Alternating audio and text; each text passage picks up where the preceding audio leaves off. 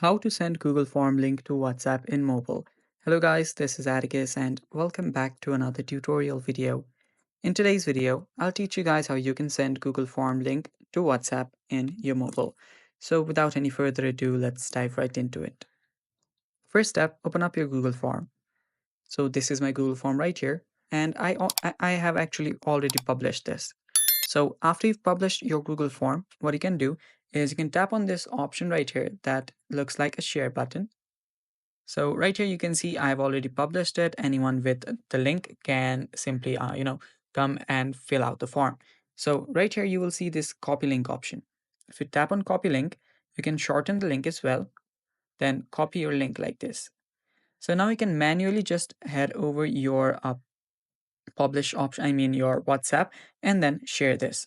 So here, as I did here, you can shorten the link and copy the link and then go to your WhatsApp, open up your WhatsApp, go ahead to any group that you want and simply paste the link.